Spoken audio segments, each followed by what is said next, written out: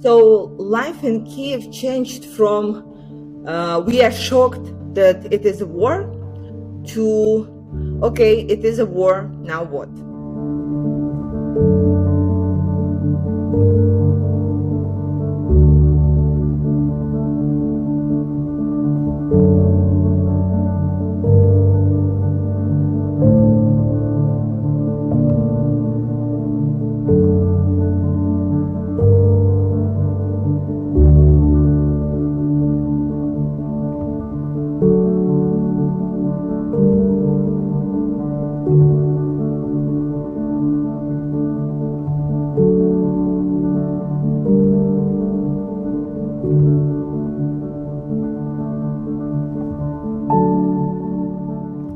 So people are trying to make it as close to normal as possible, as close to long-term solutions as possible.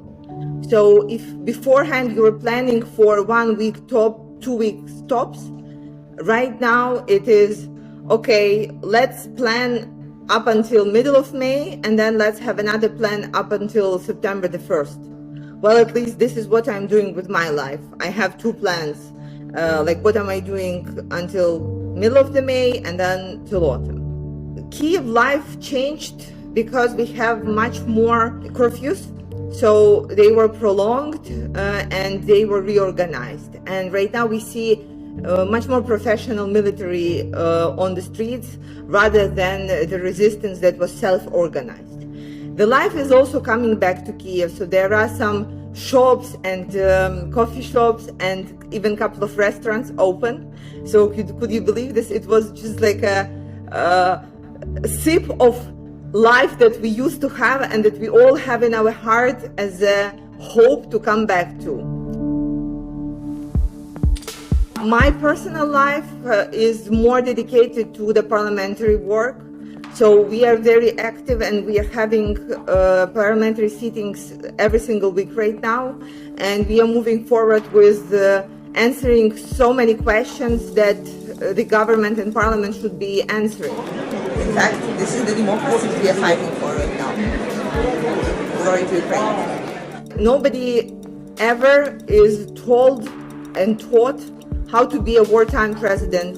And I can tell you right away, nobody in any Stanford or whenever is telling you how to be a parliamentary at the time of war and what to do and how to act. And believe me, I Googled books on that. So we are working on different directions. We are working on the registry of actives that were destroyed for people. The ability to the local councils to quickly create cemeteries in the different regions. So different things that are very down to the earth, but somebody gets to do it. It's, you know, like when somebody dies, everybody is mourning, but there's somebody who has to deal with all the practical things. So right now, Parliament is somebody who has to deal with the practical things. So we are working on like forbidding the symbols of Russia. On the other hand, making sure that Russians actives are blocked in Ukraine. We are working on economical parts, and this is the most complicated part because you can believe the gap in the budget that we have right now. And I wouldn't call it a gap. I would rather call it like a dark hole. That I don't think that the promises from Biden that was like 1 billion and everybody thought that, oh, we are getting 1 billion and we will be able to spend it. It's like just a tiny dime of what we have as a deficit every month. All in all, this is my main concentration right now turned into parliamentary work and making sure that we are working as a service to our army, as a service to our businesses, as a service to our people. I still hope that we at some point will be able to work on like peaceful time plans, but right now everybody understood, I guess, that it will not be a short-term solution. So we are not getting the fire jets and the no-fly zone from NATO. We already know that. And it will take time until we will get the protection that we need to push Russians back further. Every single night here in Kyiv, every single night in many cities of Ukraine. There are air raid sirens. We still hear shelling. We still see destructions. Are they moving forward? No. They're keeping their positions on the ground. Are they slowly destroying us? Yes. Every single day, most of the cities of my country are getting shelled, are getting destroyed. Every single day, piece by piece, house by house, area by area. So our first goal, like normal, reasonable goal, would be to stop the destruction, to stop the harm. And we cannot do it. So we are pushing them and fighting them on the ground. And we are doing it very well. You can see the maps where they were not able to move forward for a long time right now. And they're being pushed back in many directions. This is why we do need the no-fly zone. We need it just to be able to push them back and protect and be able to sustain this marathon.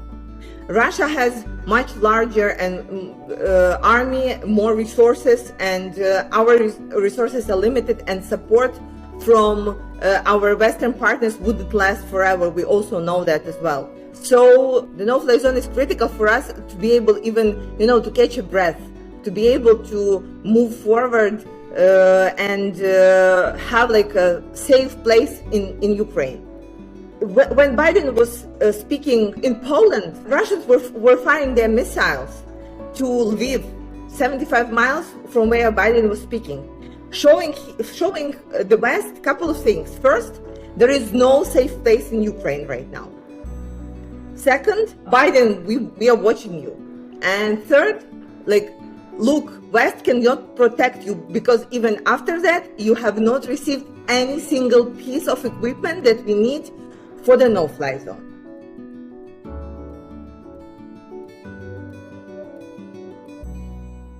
So what the no-fly zone means for us, it can be done by many various things.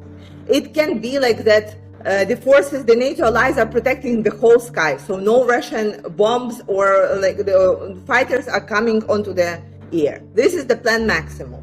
But it can be over some humanitarian areas, roads where the humanitarian convoys are coming. It could be many variants, but we are getting none right now. So there are so many old Soviet fighter jets that we are needing, MiGs or SUs. Slovakia has them, Poland has them, other countries do have them, and the United States promised to replace them with some other equipment if we get those MiGs and SUs. And we are not getting them still. They have been paper pushing, nobody wants to take responsibility, etc. And again, it's very, very interesting, who needs to push whom for this to happen. But I can tell you one thing.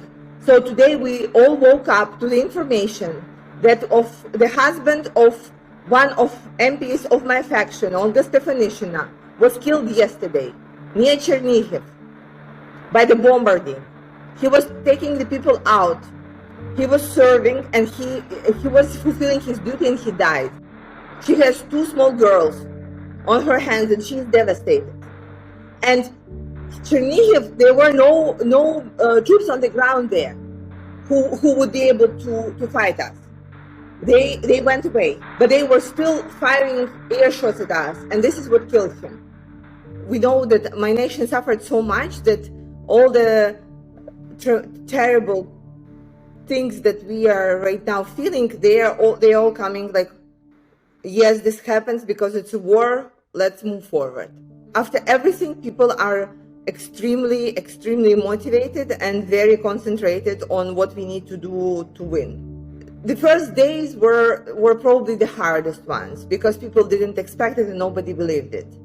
And the worst thing was with kids that were hiding in the bomb shelters. Everybody didn't know what to do, and nobody knew how to explain to them what's happening and what's going on.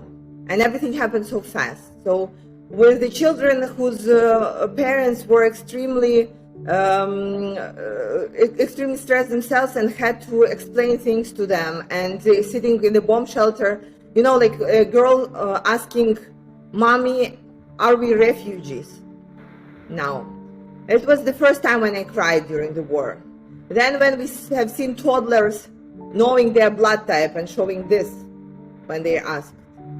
Then when I went to the refugee camps and we were taking people from Irpin, when the bridge was destroyed and people who even couldn't walk were held by their neighbors, and they were trying to cross the destroyed. So this is a bombarding behind my back. They tried to get through the destroyed bridge, and when we got them into the car, they said, "My house just collapsed and my husband and son died in it just an hour ago." And then we have seen the refugees that were coming from sieged place of Mariupol, when the woman was having 3 kids with her, one of her own, another of her sister that died, and the 3rd child she found on the street of Mariupol, who was sitting near 2 of dead parents. And she was holding all of them, and she was moving to Poland, and she was she was so concentrated and so controlled. She said, "I don't want to think it through. This is my duty I have to fulfill." You want to start screaming and never stop. And you have to hide everything that you feel so deep inside you. Not to show that you are weak, because they are all looking at you. They are looking at you so closely, trying to find out if it's time to panic. We have a lot of generation of kids who were supposed to graduate this year and who right now became little volunteers, little refugees, little children, little adults who right now know what the blood is. They have seen death already at the age of 15, 16, which I don't even know what it does to a young person. We have children who traveled across the country knowing the bombarding, knowing that their parents are left, who died of hunger in Mariupol. We have a bunch of children who died under the theater where they were hiding. Could you imagine what it is? Children that are hiding in the small basement under the theater, where the teacher went out under the bombing to write the word children, hoping that the person who will be firing a missile will have a 1 second to reconsider. So the woman that ran from Mariupol, she was telling me the story about how they were getting out. How for 5 days straight they were trying to get on the buses that would be let out. And for 5 days straight, Russians would be shooting these buses. Many people were just thinking that war right now should be the same as the Second World War, in many cases, that there will be Nazis marching on the streets, but it's quite different. It's definitely different. But you know what's the same thing? Mothers having their children with the packed backpacks that are holding them to strangers and saying, "Just save them."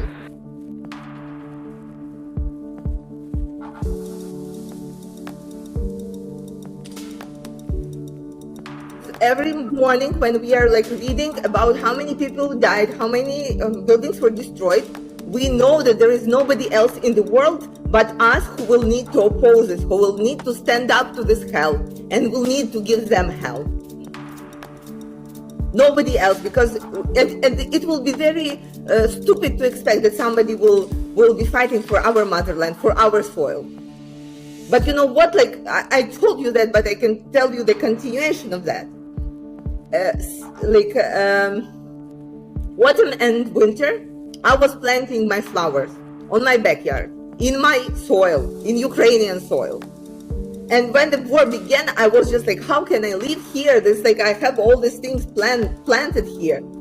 How can I give my land to somebody else? Those fuckers are going to come here and what? Take our I don't know, take grandmother's jewelry or something. This is what they're doing. They are murdering because this is the only thing they learn. And I thought, no, thank you. We will be fighting. We will be supporting our men and women. We will be fighting. We will be building economy. We will be doing whatever is possible and impossible, because this is the main point of your responsibility right now. For everybody who didn't think that they are grown-ups, it's time to learn that we are the grown-ups in the room. And we will have to protect it, to protect our country, our land, because there is nobody else in the world who would. And this is what we have to do, and this is what we are going to do, and this is what we are doing. And every single morning the mantra is nobody but you. And if you start crying, and if you start like being upset, or if you start getting nervous, you then thinking, okay, who else then will go to the refugee camp? Who will go out to the parliament and be voting for the necessary things? Who will go out to all the dogs and cats on the streets who were left behind and that who needs to be fed? Who is going to drive the car to the refugee camp and talk to people?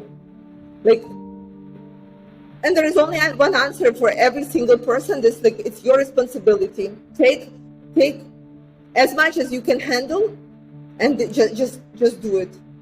And everybody's doing it. That's why I'm telling you that in spite of the suffering and the death and the terrible thing that we have seen that cannot be unseen, is what is holding us up together. Is just like, okay, we are not giving up. We are giving them hell. We are pushing them back. And you know what happens right now? My flowers in my backyard, they start blossoming. And I'm so happy every single morning about it. Because it's spring in Kyiv, Diane, and you know after 6 months of winter how much these things mean. Spring. So there is a hope. There is a hope, there will be peace. And we will get through that. We know that we will get through that. Day by day, step by step, we will be fighting, and we are fighting like hell.